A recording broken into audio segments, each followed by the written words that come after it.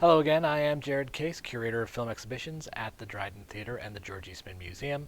And I've got one final streaming recommendation for you based on films we were planning on showing you had we been open here at the Dryden during the run of the Choreograph exhibition, which is still on view here at the museum until January 3rd, 2021. In that exhibition, James Welling's photographs feature people, dancers for the most part, in relation to landscapes or to architecture, which create a very confined space or defined space that these characters take part in. This got me thinking about the long take or the oneer, which features actors on screen within a particular architecture or landscape, and the choreography that needs to happen between the camera and the actors on screen in order for that shot to come off all in one take. We've already talked about Hitchcock's Rope and Alexander Sakharov's 2002 Russian Ark.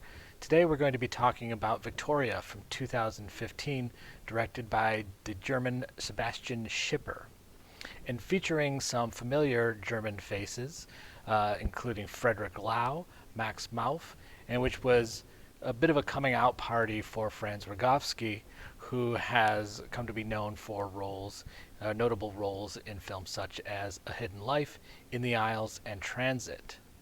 Victoria herself is played by Laia Costa, and she is a Spanish exchange student who is in Berlin and having a night out as we meet her.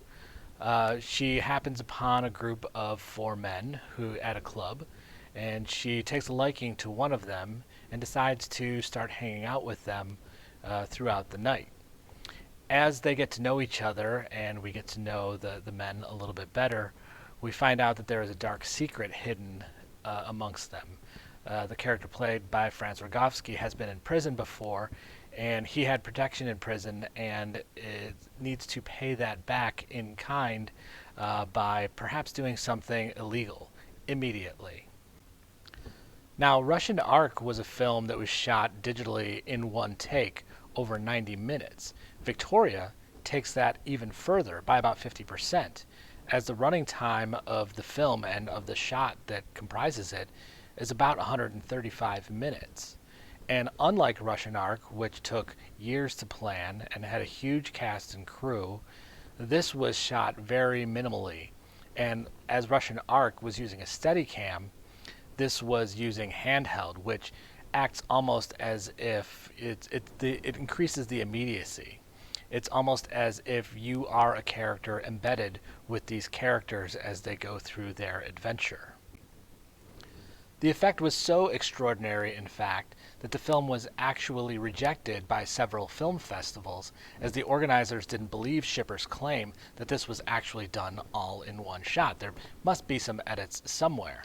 Well, I can tell you that it was all done in one shot. It was, in fact, the third of 3 attempts on that same night.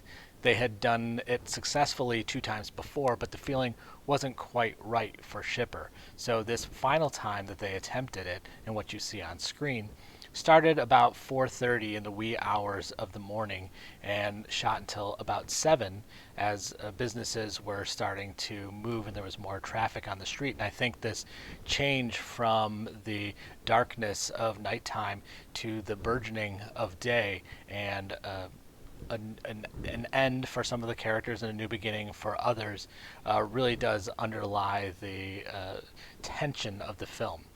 It is a heart-racing, tense thriller, and it does get a little violent, and there is some swearing and stuff in it, but it's a great time, it's a great ride, and the immediacy of that handheld camera over that 2-hour time frame is really extraordinary. So this one is available both on the Criterion channel and on Canopy if you have access to that. Otherwise, you can find it for rental in other places. And I do recommend that you see that. And that is the end of our 3 recommendations for films in conversation with the Choreograph exhibition. And we hope you come back for some more.